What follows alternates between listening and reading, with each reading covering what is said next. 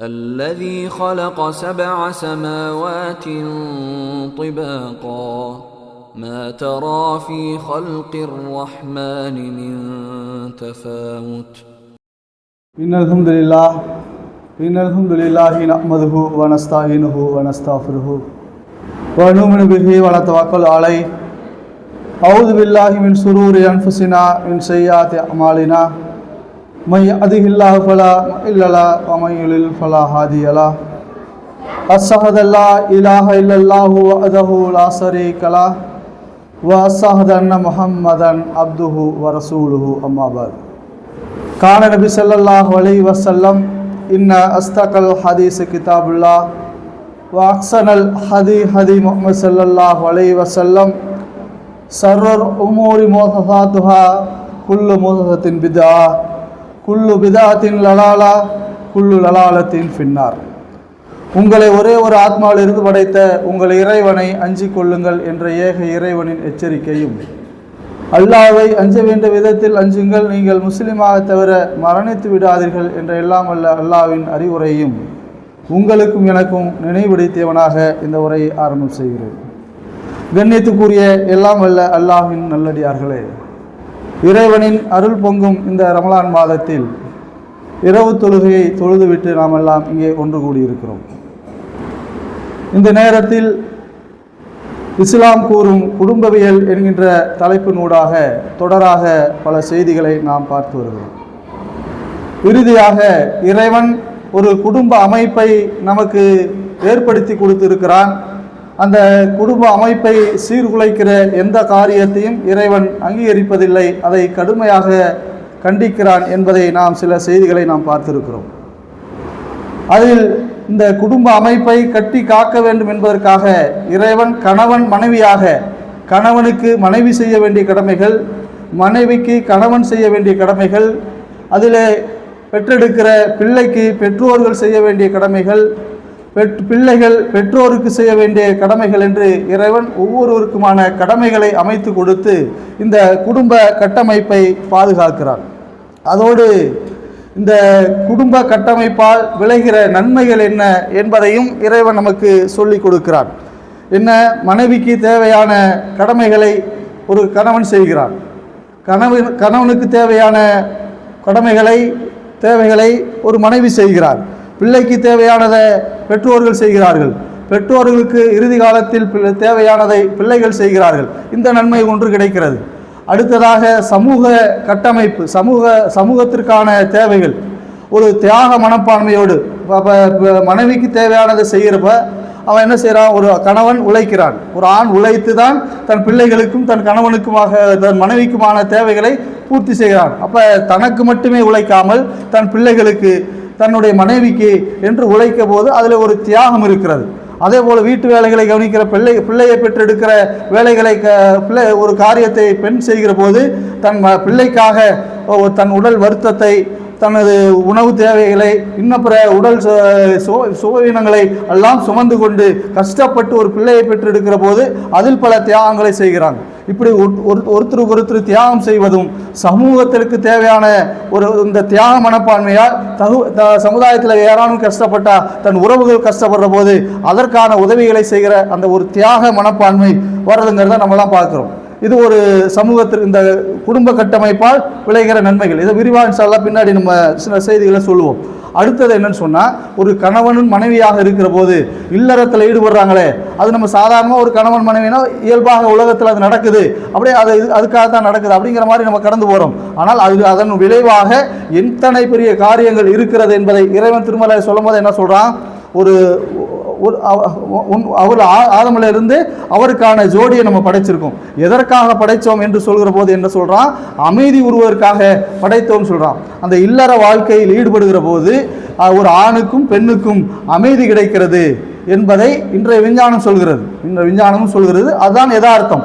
அப்ப அந்த அமைதியை நீ வேற ஒரு இடத்துல நீ தவறான முறையில் இறைவன் அனுமதிக்காத முறையில் தேடுகிற போது அங்கே அமைதி அத்து போகிறது, அமைதி இல்லாத ஒரு வாழ்க்கை நிகழ்கிறது, அவனுடைய மன அழுத்தம் அதிகமாகிறது என்பதெல்லாம் நம்ம பார்க்குறோம். அப்போ ஒரு மனிதன் அமைதியாக வாழ வேண்டும் என்று சொன்னால் கணவனும் மனைவியாக இறைவன் அனுமதித்த வகையிலே அந்த இல்லறத்திலே ஈடுபடுகிற போது அவன் உள்ளத்திலே ஆணுக்காகவும் சரி பெண்ணுக்காகவும் சரி அமைதி ஏற்படுகிறது என்பதை விஞ்ஞானம் இன்றைக்கு சொல்கிறது. இறைவன் அதற்காகத்தான் அந்த இல்லற வாழ்க்கையை ஏற்படுத்தி இருக்கிறான் என்ற ஒரு ஆய்வு கண்டுபிடிக்கிறான். எளிய வச்சு ஒரு ஆய்வு என்ன ஆய்வு செய்கிறான், 2 ஜோடிகளை அதன் விருப்பத்திற்கு அது எப்போ வேணுமாலும் இல்லறத்தில் ஈடுபடலாம், ஒன்றோடு சேர்ந்து கொள்ளலாம் அப்படிங்கிற அடிப்படையில் ஒரு ஜோடி வைக்கிறான்.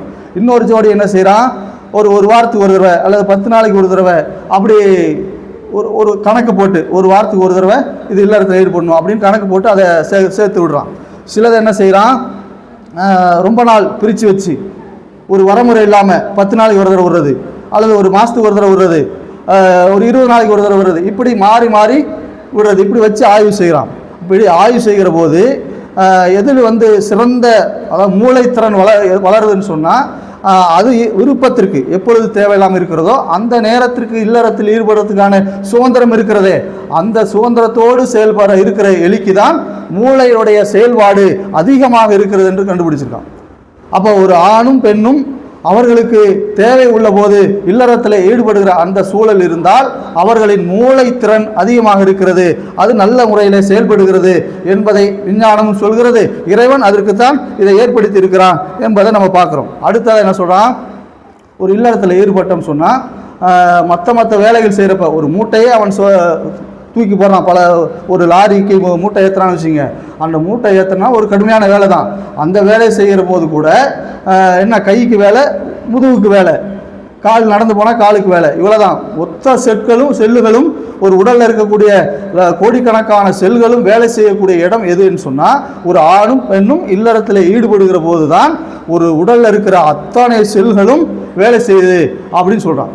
அப்போ அதனால தான் அத்தனை செல்களும் வேலை செய்வதால் தான் ஒரு ஜோடிக்கு பிறக்கக்கூடிய பிள்ளை ஏறக்குறைய அவர்கள் மேலே ஒன்று கணவன் மாதிரி இருக்கும் அல்லது மனைவி மாதிரி இருக்கும்.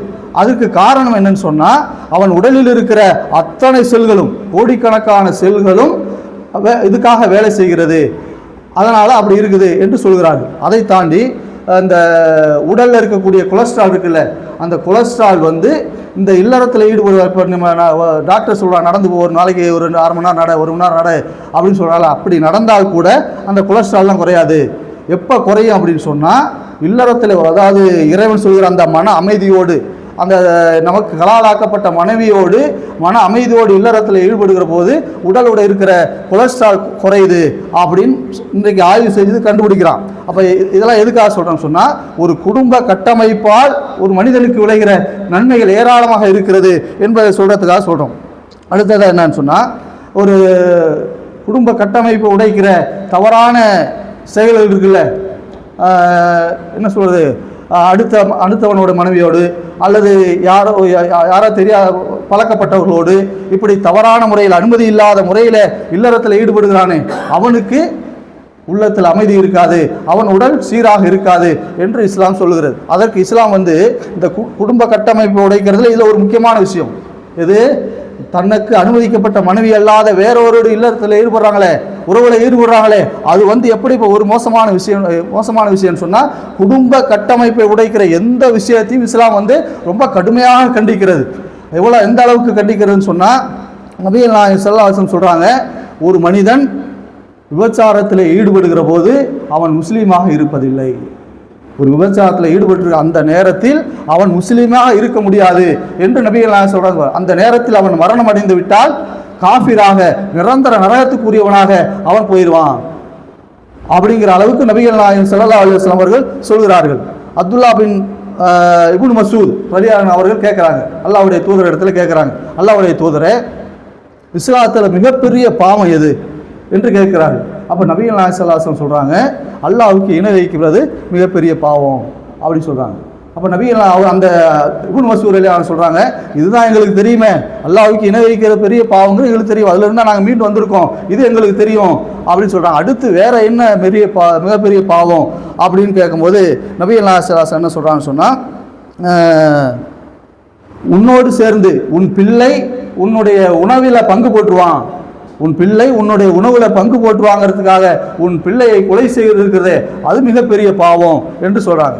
அப்போ அவருக்கு அடுத்து என்ன கேட்குறாரு, இன்னும் வேற என்ன பெரிய பாவம் இருக்குது அப்படின்னு சொல்லும் போது நபிகள் நாயகம் ஸல்லல்லாஹு அலைஹி வஸல்லம் சொல்றாங்க, உன் அண்டை வீட்டுக்காரன் இருக்கிறானே, ஒரு ஆணோ பெண்ணோ, அண்டை வீட்டுக்கார ஆணோடு அல்லது பெண்ணோடு தவறான முறையில் விபச்சாரம் செய்வது இருக்குதே அதுதான் மிகப்பெரிய பாவம் என்று நபிகள் நாயகம் ஸல்லல்லாஹு அலைஹி வஸல்லம் சொல்றாங்க. எந்த எந்த எந்த வரிசையில் வைக்கிறாங்க? அல்லாஹ்வுக்கு இணை வைக்கிற பாவத்தோடு எதை சொல்கிறார்கள்? அண்டை வீட்டுக்காரன் இருக்கானே, அண்டை வீட்டுக்காரனோட நெருக்கமான பழக்கம் இருக்கும், அவன் நம்பி வெளியில போவான், ஆணாக இருக்கட்டும் பெண்ணாக இருக்கட்டும், ஆணுக்கு மட்டுமான சட்டம் அல்லது, ஆணோடு தவறாக நடந்தாலும் பெண்ணோடு தவறாக நடந்தாலும் அது என்ன குற்றம்? அல்லாஹ்வுக்கு இணை வைக்கக்கூடிய மிகப்பெரிய குற்றத்தோடு இந்த குற்றத்தை சொல்றான். அவன் பக்கத்தில் எந்த எதுக்காக? பக்கத்தில் இருக்கிற ஒரு நம்பிக்கையோட பக்கத்து அக்கம் பக்கத்துக்காரங்க பார்த்துக்குவாங்க அப்படின்னு கணவன் வெளியே போயிருப்பான் அல்லது மனைவி வெளியே போயிருப்பாங்க. அப்போ அப்படி நம்பிக்கையோடு இருக்கிற ஒரு இடத்துல தவறான முறை நடந்து கொண்டால் அது அல்லாஹ்வுக்கு இணை வைக்கக்கூடிய அளவிற்கு மிகப்பெரிய குற்றமாக நபிகள் நாயகம் ஸல்லல்லாஹு அலைஹி வஸல்லம் இஸ்லாம் சொல்கிறது என்பதை நம்ம பார்க்கணும். அப்போ இந்த குடும்ப கட்டமைப்பை சீரழிக்கிற எந்த ஒரு காரியமாக இருந்தாலும் அதற்கு மிகப்பெரிய தண்டனையை இஸ்லாம் நமக்கு அளித்து இருக்கிறது என்பதை நம்ம புரிஞ்சுக்கணும். அடுத்து என்னன்னு சொன்னால், அதே போல் இந்த இஸ்லாம் இந்த கட்டமைப்பு இருக்குல்ல, இந்த கட்டமைப்பை உடைக்காத, இந்த மாதிரியான தவறான முறையில் நடக்காத, அதை பாதுகாப்போடு நடந்து கொள்கிறவர்களுக்கு மிகப்பெரிய பரிசை இஸ்லாம் சொல்கிறது. இந்த உலகத்திலும் சரி நாளைக்கு மறுமையிலும் சரி இந்த கட்டமைப்பு உடைக்காத, இந்த தவறான முறையில் நடக்காதவர்களுக்கு மிகப்பெரிய பரிசு கிடைக்கும் என்றும் இஸ்லாம் சொல்கிறது. அந்த ரெண்டு செய்தியை மட்டும் பார்த்துட்டு முடிச்சுக்குவோம். என்னன்னு சொன்னால், அந்த நியாய தீர்ப்பு நாள், இறைவன் விசாரிக்கிற அந்த நாள் இருக்குல்ல, அந்த நாளில் மிக கடுமையாக சூரியன் அருகாமையில் நிறுத்தப்பட்டு அந்த நாளில் 50,000 ஆண்டுகளுக்கு நிகரான ஒரு நாள் நின்று கொண்டிருப்போமே, அந்த நாளில் ஒரு 7 வகையான பேத்துக்கு அல்லாஹ் அரிசி நிழல் கொடுப்பான். நமக்கு ஏற்கனவே நம்ம தெரியும் 7 வகையான பேர் அது அல்லாஹ்வுடைய அரிசியில் நிழல் கிடைக்கும். அந்த நிழல் கிடைக்கக்கூடிய ஒரு சாரார் யாருன்னு சொன்னால், ஒரு அழகான பெண், ஒரு அந்தஸ்தான பெண், ஒரு சமூகத்தில் அந்தஸ்தான ஒரு பெண், அந்தஸ்தான பெண்ணு, அழகான பெண். அவள் தனிமையில் இருக்கிற போது தவறான முறைக்கு அழைக்கிற போது இந்த ஆண் என்ன சொல்கிறான்? பெண் அழைக்கிற ஒரு பெண்ணாக இருந்தால் வேணான்றுவாங்க, எவ்வளோ அந்தஸ்தாக இருந்தாலும் குறைஞ்சபட்சம் பெண்கள் அதிலிருந்து தகுந்து கொள்வார்கள். ஆனால் ஆண் ஒரு அழகான பெண்ணை பார்க்கிற போது, ஒரு அந்தஸ்தான பெண்ணை பார்க்கிற போது, அதே அந்த பெண்ணே தவறுக்கு அழைக்கிற போது என்ன செஞ்சிருவான்? பெரும்பாலான ஆண்கள் வீழ்ந்து விடுவான். ஆனால் அந்த நேரத்திலும் நான் அல்லாஹ்வை பயப்படுகிறேன் என்று சொல்கிறானே, அவனுக்கு நாளை மறுமையில் அந்த கடுமையான நாளில் அல்லாஹ்வுடைய அரிசி நிழல் கிடைக்கும். இந்த செய்தியை எந்தோட ஒப்புன்னு சொன்னால், ஒரு குடும்பம் சீரழிகிறதுக்கு காரணமாக இருக்குதே, அந்த காரணத்திலிருந்து ஒருவன் தப்பித்துக் கொள்கிறானே அவனுக்கு கிடைக்கக்கூடிய மகத்தான ஒரு பரிசு இது. நாளை மறுமையில் அல்லாஹ்வின் அரிசி கீழாக நிழல் கிடைக்கும். அதே போல இன்னொரு சம்பவத்தை நபிகள் நாயகம் ஸல்லல்லாஹு அலைஹி வஸல்லம் சொல்றாங்க. ஒரு 3 பேர், நம்ம அடிக்கடி கேள்விப்பட்ட செய்தான், ஆனால் இந்த இடத்துல எதற்காக ஒப்பிட்டு பார்க்கும், எந்த சூழலில் ஒப்பிட்டு பார்க்கறதா சொல்கிறேன். ஒரு குடும்ப அமைப்பை பாதுகாப்பதற்காக ஒரு 3 பேர் நடந்து போகிறாங்க. மலை ஓரமாக நடந்து போகும்போது கடுமையான மழை வருது. அப்போ என்ன செய்கிறாங்க? அவங்க 3 பேரும் ஒரு குகைக்குள்ளே போய் தஞ்சம் அடைகிறாங்க. அப்போ தஞ்சம் அடைஞ்ச அந்த கடுமையான மலையில் என்னாச்சு? மேலேருந்து ஒரு பாறை உருண்டு அந்த பாதையை, வெளியே வர பாதையை அடைச்சிருச்சு. அப்போ அடைச்சாக்க பெரும் பாறை, அப்போ தள்ளி வெளியே வர முடியாது. அப்போ 3 பேர் என்ன செய்கிறாங்க? நம்ம அல்லாஹ்வுக்காக செய்த நல்ல காரியங்களை சொல்லி அல்லாஹ்கிட்ட நம்ம கையேந்துவோம், அப்போ அல்லாஹ் நம்ம பாதுகாப்பான்னு சொல்லி அவங்க 3 பேர் ஒவ்வொரு செய்தியை சொல்லி அதை நம்ம ஏற்கனவே சொல்லியிருக்கோம். சுருக்கமாக அதில் ஒருவர் என்ன சொல்கிறான்னு சொன்னால், இறைவா, நான் என்னுடைய சித்தப்பால் மகளை விரும்பினேன். விரும்பினேன்னா என்ன? தவறான முறையில் அடைவதற்காக நான் விரும்பினேன். அப்போ அவளை நான் அடையணும்னு சொல்லி ஒரு சந்தர்ப்பத்தில் அடைவதற்கு நான் முயற்சி செய்த போது அந்த பெண் என்னிடத்தில் சொன்னால், 100 தினார் நீ கொண்டு வந்தேன்னு சொன்னால் அந்த பைசா வச்சு நான் சம்மதிக்கிறேன்னு சொல்கிறான். அப்போ 100 தினாருன்னா, ஒரு தினாருங்கிறது தங்க காசு. இப்போ 100 தினாரை தேடணும்னா எவ்வளோ சிரமம். அவர் சிரமப்பட்டு 100 தினாரை, ஒரு தினாருங்கிறது 10 கிராம் அளவான ஒரு தங்க காசு. அப்போ 10 தினார் 100 தினார்னா கிட்டத்தட்ட 1000, 1 கிலோ ஆச்சு. 1 கிலோ இன்றைக்கி என்னாச்சு? 2 கோடி ரூபாய், 1.5 கோடி ரூபா ஆச்சு, 1.25 கோடி ரூபாய், 2 கோடி ரூபா ஆச்சு. அப்போ அவ்வளோ பெரிய பொருளாதாரத்தை தேடி எதற்காக தேடுறாரு? ஒரு பெண்ணை தவறான முறையில் அடைய வேண்டும் என்பதற்காக பல மாதங்கள், பல வருடங்கள் உழைத்து கொண்டு அந்த பெண்ணிடத்திலே 100 தினாரை கொடுத்து விட்டு அடைவதற்கு முயற்சி செய்கிறார். அந்த பெண் என்ன நினைத்து சொல்லியிருப்பாங்க? ஒரு பெரிய பொருளாதாரத்தை சொன்னால் இவனால் தேட முடியாது, அதனால் வரமாட்டான்னு நினச்சி சொல்லியிருக்காங்க. ஆனால் அந்த பொருளாதாரத்தை தேடிட்டு வந்தார். அப்போ எந்த வெறியோடு அவர் போயிருப்பார், ஒரு பெண்ணை எப்படியே நம்ம அடைந்து விட வேண்டும் என்பதற்காக மிகப்பெரிய வெறியோடு ஒரு பெரிய பொருளாதாரத்தை தேடி கொண்டு வந்து கொடுத்துட்டு அடைகிற அந்த நேரம், இறுதி நேரத்தில் போயிட்டு அந்த பெண் சொல்கிறார், எல்லாம் தனிமையில் வந்தாச்சு, அந்த அந்த சூழல் ஒருவனுக்கு கிடைத்து விட்டால் அது வந்து தப்பிக்கவே முடியாத ஒரு சூழல். ஆனால் அந்த மனிதன் எப்படி அந்த வெறியோடு, ஒரு மோசமான மனிதன். ஆனால் இப்போ இயல்பாக பார்த்தா இந்த காசுக்காக ஒரு பெண்ணை அடைந்து விட, காசு கொடுத்து அடைந்து விட வேண்டும் என்ற வெறியோடு போய் உழைத்து கொண்டு வந்து கொடுக்குற அந்த இறுதி நேரத்தில் அந்த பெண் சொல்கிறார், இத்தக்குள்ளா, நீ அல்லாஹ்வை பயந்து கொள், அல்லாஹ்வுடைய அனுமதி இல்லாமல், நமக்கு ஒரு திருமண உறவு இல்லாமல் நீ தவறான முறையில் இதை நடந்து கொள்ளக்கூடாது, அல்லாஹ்வை பயந்துக்கோ என்று சொன்ன அந்த ஒரு வார்த்தை, அதிலிருந்து அவர் விலகி கொண்டார். அப்போ அவர் சொல்றார், அந்த நேரத்தில் பிரார்த்தனை செய்கிறார், இறைவா, நம்ம மிகப்பெரிய ஒரு பொருளாதாரத்தை தேடி கொண்டு போய் அந்த பெண்ணை அடைந்து விட வேண்டும் என்ற அந்த சூழலில் நான் கொடுத்து விட்டு அடைவதற்கு அந்த இறுதி நேரத்தில் இருந்தபோது அவள் சொன்னாள், அல்லாஹ்வை பயந்து கொள் என்று சொன்னால், உடனே நான் இதிலிருந்து விலகி கொண்டேன். இது உனக்காக நான் செய்திருந்தால், உன்னுடைய பொருத்தத்தை பெறுவதற்காக நான் செய்திருந்தால், நீ இந்த பாறையை விலக்கி என்னை இதிலிருந்து காப்பாற்று என்று பிரார்த்தனை செய்தார். உண்மையா அவர் அல்லாஹ்வுக்காக செய்திருந்தார். அதனால் அந்த பாறை விலகியது. மற்ற 2 பேரும் அதுக்காக செஞ்ச, அவங்க செஞ்ச அல்லாஹ்வுக்காக செஞ்ச விஷயத்தை சொல்லினாங்க, அந்த பாறை விலகியது. அங்கிருந்து அவர்கள் பாதுகாக்கப்பட்டார் என்கிற வரலாறை நபிகள் ஸல்லல்லாஹு அலைஹி வஸல்லம் சொன்னார்கள். அப்போ இந்த இடத்தில் ஒரு மனிதன் அந்த குடும்ப கட்டமைப்பை உடைப்பதிலிருந்து அவர் தன்னை பாதுகாத்து கொண்டார். அதனால் மிகப்பெரிய ஒரு பரிசு இந்த உலகத்திலும் அவருக்கு கிடைத்தது. எனவே குடும்ப கட்டமைப்பு என்பது இஸ்லாத்தில் மிக முக்கியமான விஷயம். அதை உடைக்கிற எந்த காரியமாக இருந்தாலும் அதற்கு மிக கடுமையான தண்டனை இருக்கிறது. அதை பாதுகாக்கிற எந்த ஒரு காரியமாக இருந்தாலும் அதற்கு மகத்தான கூலி இருக்கிறது என்பதை புரிந்து கொள்ளக்கூடிய நன்மக்களாக இறைவன் உங்களையும் என்னையும் ஆக்கி அருளும் பிரார்த்தனையோடு இந்த உரையை நிறைவேற்ற அஸ்ஸலாமு அலைக்கும்.